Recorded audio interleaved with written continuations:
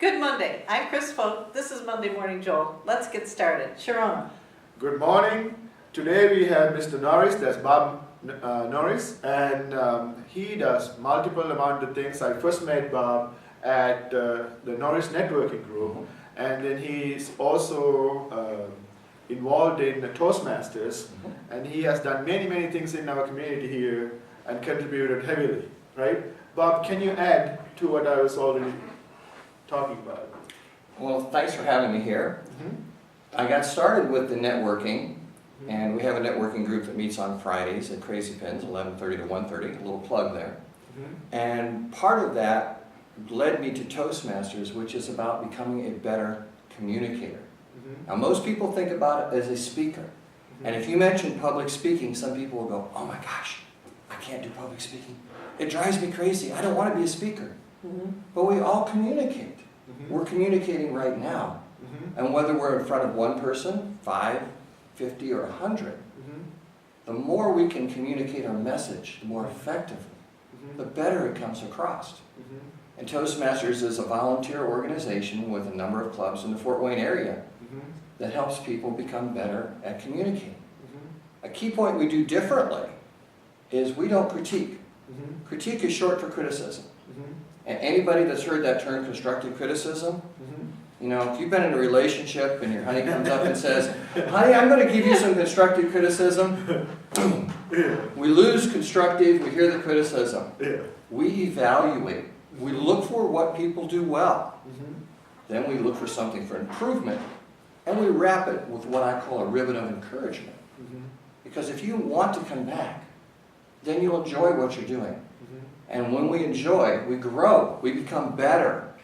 And that is the key, becoming better and growing. And sometimes we even have a lot of fun. And then this Toastmasters is not as like, you know, like some people think that this is like you're going to go and you're going to get tortured and then you're going to become a speaker.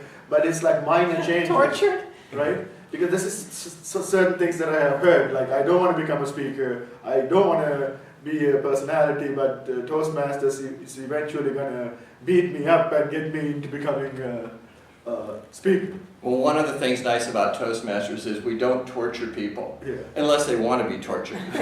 But normally people don't want to be tortured, and that's where we do away with the critique part of it, and we use evaluation. What we do, we'll have a couple of prepared speeches during a meeting, and we'll do something called table topics, which is thinking on your feet, impromptu speaking. Because most of us know, if your boss comes up and says, I want you to talk about this, Sharona, you look at your watch and say, how long have I got? Got an hour, half hour? You got about 2 minutes. Oh my gosh, how do I think on my feet? We teach you a method like driving your car that sits in the background so you can take and then just put the information in you want. And then we help each other grow. We always add encouragement. A key point with Toastmasters is we applaud for the person when they walk up to the front of the room. Because sometimes that's all the person can do is just barely walk up to the room.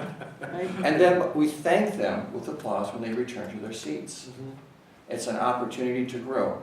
And we don't force anybody to be a part of it. It becomes kind of like a networking group for people that want to become better presenters. And you'll be surprised if you go how much fun you might have and how much you might learn from other people.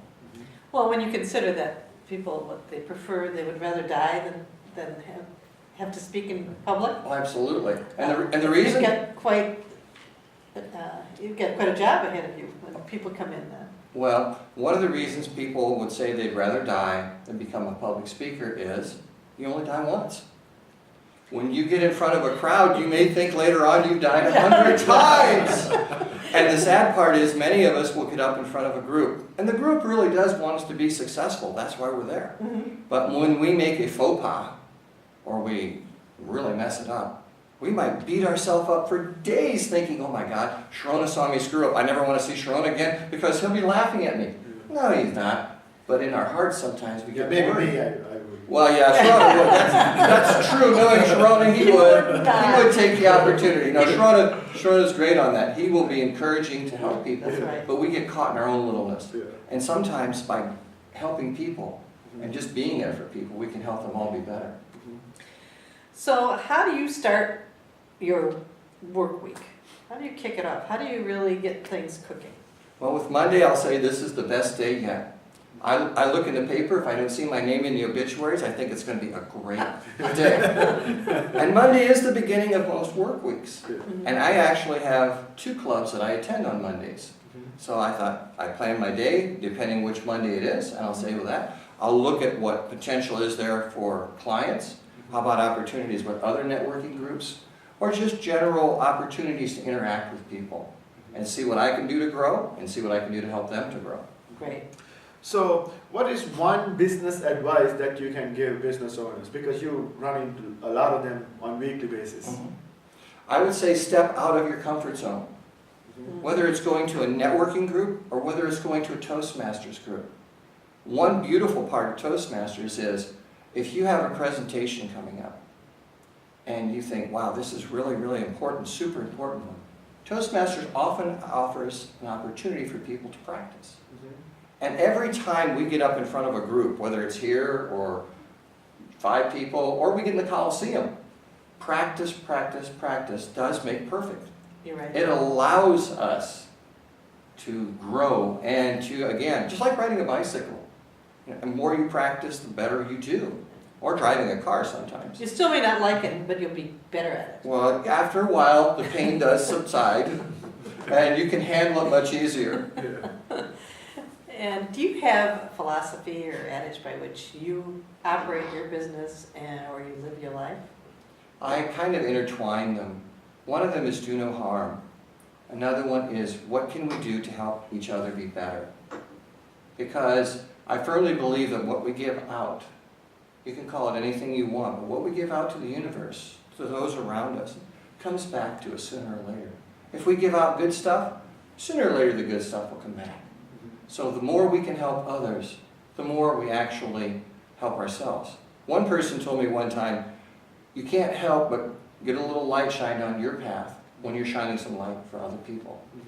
That's great. And then tell us something about you that even those who know you well don't know about you. Why? I can't do that because I'm in the witness protection program. Actually, probably that more often than not, I'm more of an introvert than what people will see me as an extrovert. But I push myself to step out of my comfort zone, like with the networking groups, like with Toastmasters. Because sooner or later, what we act on will become part of us. And I want to add something about Bob too, because Bob is on Facebook sometimes, and a lot of people, like, they can dish things out, but they cannot receive it, right? But when it comes to Bob, he has so much class, he will take all the hits that he can get and won't, take this seriously and personal. Not personal. Not personal, and he can handle that. And I see this on social media all the time. People delete you and get rid of you and stuff like that. And Bob would not do that because he will handle it as much as he is dishing it, he can receive it too. So I think that's a great thing that not many people know about him. Well, thank you, Sharona. Yeah. So how do people get hold of you, Bob, to do business with you? Well, there's 2 main ways to get a hold of me. You can go to my website, which is nanfwi.com. That's N as in Nancy. That stands for Norris Advanced Networking, Fort Wayne, Indiana. And we shortened it so people like me wouldn't get dyslexic fingers trying to type it in. Or you can call me, area code 260-908-1450. Great. Okay. So we would like to thank Bob for coming and joining us today. And we are recording at Best Western, which is in the southwest side of Fort Wayne, the #1 hotel in Fort Wayne. And then we would like to thank the audience for listening in. This is Monday Morning Jolt. Use it.